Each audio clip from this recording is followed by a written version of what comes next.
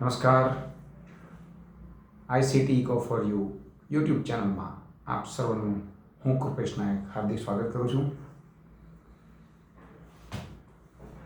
ધોરણ 10 અને 12ના વિદ્યાર્થીઓ માટેના જે આપણે આયોજનબદ્ધ વિડીયો અગાઉના જે આયોજનમાં તમે જોયા છે એ જ પ્રમાણે આજે આપણે ધોરણ 12ના બીજા વિષયો માટેના કઈ રીતે અર્થશાસ્ત્ર ઇકોનોમિક્સમાં આપણે વિડીયોમાં જોયું તે જ પ્રમાણેની સ્ટ્રેટેજી સાથે આપણે આગળ વધવાના છે.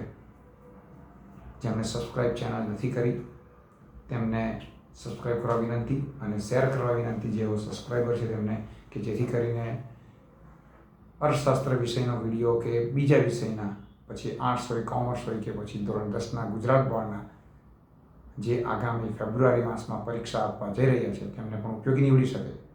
તો આ વિડીયોમાં આપણે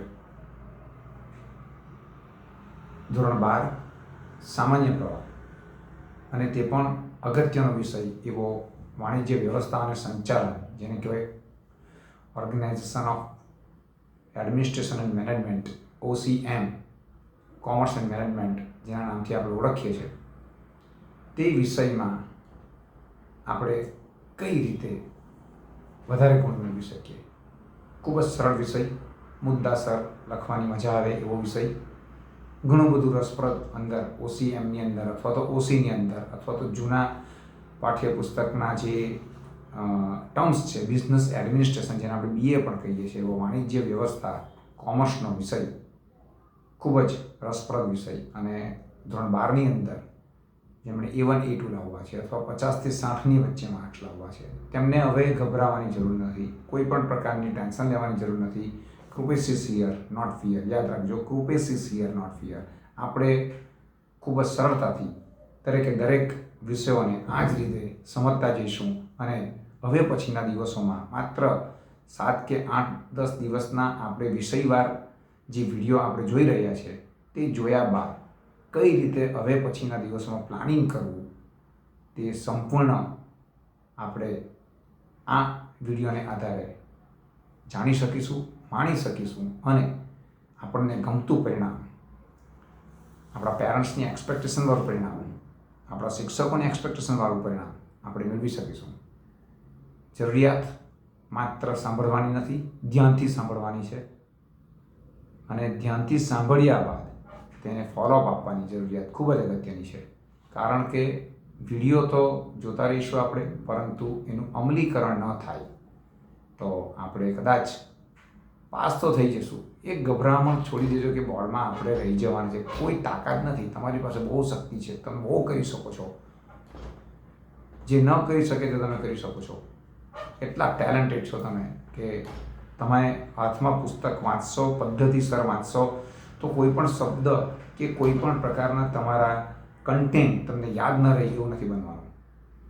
જે મગજ આપણને આખું ગીત યાદ કરાવી આપે છે, જે મગજ આપણને 3 વર્ષ પિક્ચર જોયેલું હોય તે આપણે યાદ આપી શકે છે.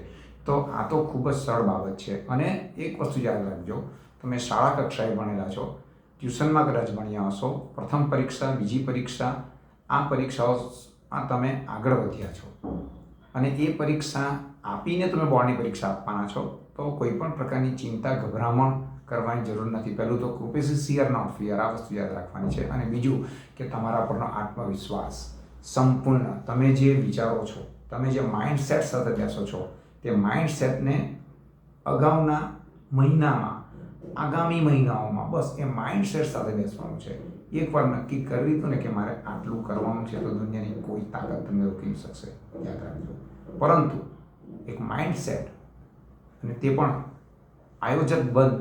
આયોજનબદ્ધ રીતે તમે આગળ વધશો તો 100% વાણિજ્ય વ્યવસ્થા જેવા વિષયમાં, OC જેને કહીએ છીએ અથવા BA કહીએ છીએ આપણે, તે વિષયમાં પણ ધારેલી સફળતા મેળવીએ છીએ. અને ભૂતકાળમાં પણ 100માંથી 100 મેળવનારા વિદ્યાર્થીઓની પણ લાઈન લાગે છે. આખી એક અનુક્રમણિકાની અંદર OCમાં 100માંથી 100 મેળવનારા વિદ્યાર્થીઓ કેટલા એ પણ છે. પરંતુ આપણે 100માંથી 100 સુધી પહોંચવાની જરૂર નથી.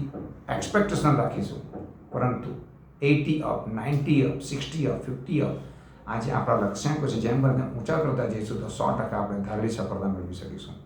તો હવે પછી આ વિડીયોમાં આપણે ઓસીમાં કઈ રીતે કરીએ તેની માહિતી મેળવીશું. Don't fear, proof is here. Not fear, proof is here. તો આ તબક્કે આપણે હવે બીએમાં કઈ રીતે સરળ, કયા મુદ્દાઓ પર વધારે ફોકસ, કયા પ્રકરણો પર વધારે ફોકસ, 50 થી 60 એવરેજ માર્ક મેળવવા માટે શું કરવું, 70 ઓફ 80 ઓફ માટે શું કરવું, 100 માંથી 100 માટે શું કરવું, અને હજુ પણ કોઈને ધક હોય કે હું નીકળી જઈશ, 33 માર્ક આવશે મારા, એ તમામ પ્રકારની માહિતી આ વિડીયોમાં છે. તો અંત સુધી આ વિડીયો જોશો તો તમને સરળતાથી બધી જ માહિતી મળશે. Once again, proof is here, not fear. તો ચાલો આપણે જોઈએ હવે પછી ઓસીમાં આપણે કઈ રીતે આગળ વધીશું.